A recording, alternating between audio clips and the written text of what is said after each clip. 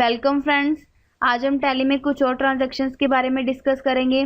जैसे हमारे पास यहाँ पे फर्स्ट ट्रांजैक्शन है on 3 October 2012 firm purchases goods from mister Anil on credit of ₹50,000। A week later it return good to extend of ₹10,000।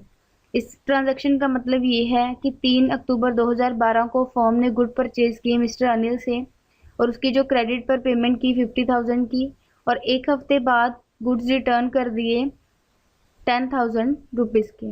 अब हम देख सकते हैं यहाँ पे हमने 2 एंट्रीज को पास किया है। फर्स्ट एंट्री में हमने बताया है कि जो फर्म है उसने परचेजेस की है मिस्टर अनिल से गुड्स की, और सेकंड एंट्री में हमने बताया है कि जो मिस्टर अनिल है उसने परचेजेस रिटर्न कर दिए हैं 10,000 के। अब हम देख सकते हैं जो फर्स्ट एंट्री है उसमें परचेजेस जो हैं वो फर्म के लिए एक तरह का एक्सपेंस है, और एक्सपेंसेस हमारे नॉमिनल अकाउंट के अंडर आते हैं। नॉमिनल अकाउंट रूल हमें ये बताता है कि सभी एक्सपेंसेस और लॉसेस को हमने डेबिट साइड में एंटर करना होता है, इसीलिए हम देख सकते हैं जो परचेज अकाउंट है उसको हमने डेबिट साइड में एंटर किया है।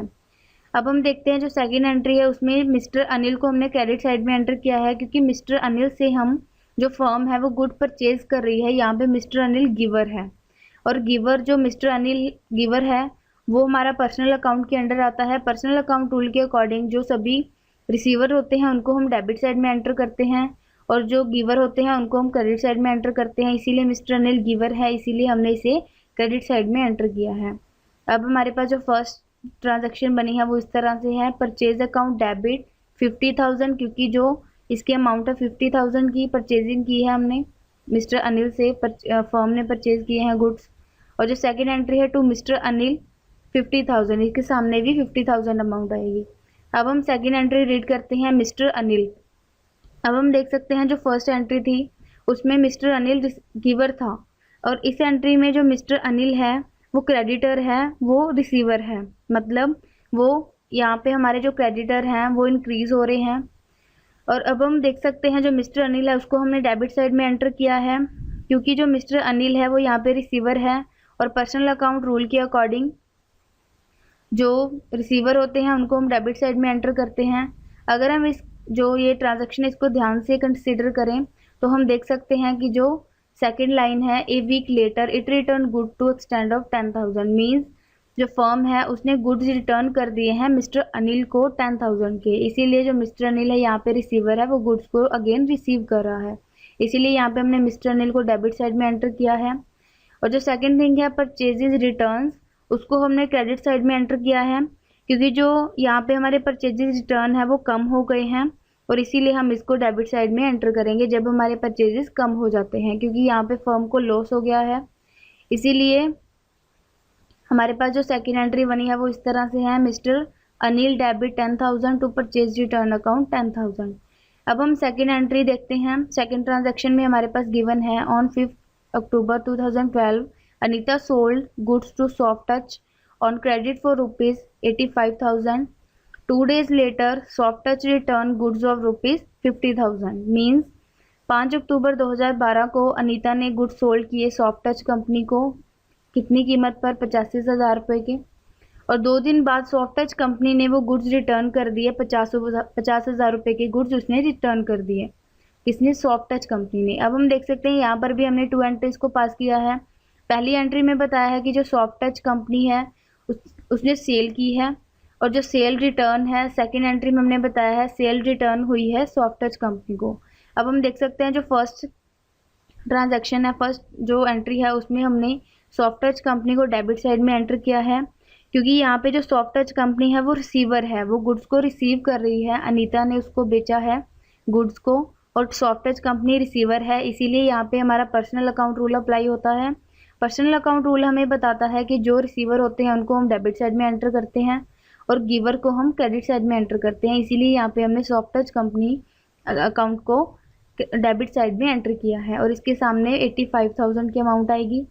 अब हम देखते हैं जो सेकेंड एंट्री है सेल्स अकाउंट, उसको हमने क्रेडिट साइड में एंटर किया है, क्योंकि यहाँ पे जो अनीता है उसने सेलिंग की है। सेलिंग का मतलब होता है हमें जो फर्म है उसको प्रॉफिट हुआ है, इनकम आई है, और प्रॉफिट और इनकम को हम नॉमिनल अकाउंट रूल के अकॉर्डिंग क्रेडिट साइड में एंटर करते हैं, इसीलिए हमने सेल्स अकाउंट को क्रेडिट साइड में एंटर किया है। इसके सामने भी 85,000 अमाउंट आएगी। अब हम जो हमारे पास फर्स्ट एंट्री बनी है वो इस तरह से है, soft touch account debit 85,000 to sales account 85,000। अब हम सेकेंड एंट्री को ध्यान से देखते हैं। सेल्स रिटर्न अकाउंट को हमने डेबिट साइड में एंटर किया है, क्योंकि जो सेल रिटर्न है उसको डेबिट में रखेंगे, क्योंकि यहाँ पे जो फर्म है उसको लॉस होगा, क्योंकि जो सेल्स है वो वापस आ चुकी है। और यहाँ पे नॉमिनल अकाउंट रूल के अकॉर्डिंग जो लॉसेज और एक्सपेंसेस होते हैं उनको हम डेबिट साइड में एंटर करते हैं, इसीलिए हम सेल्स रिटर्न अकाउंट को डेबिट साइड में एंटर करेंगे।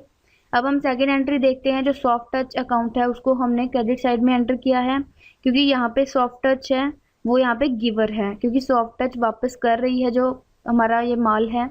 इस तरह यहाँ पे सॉफ्ट टच गिवर है और यहाँ पे पर्सनल अकाउंट रूल अप्लाई होता है।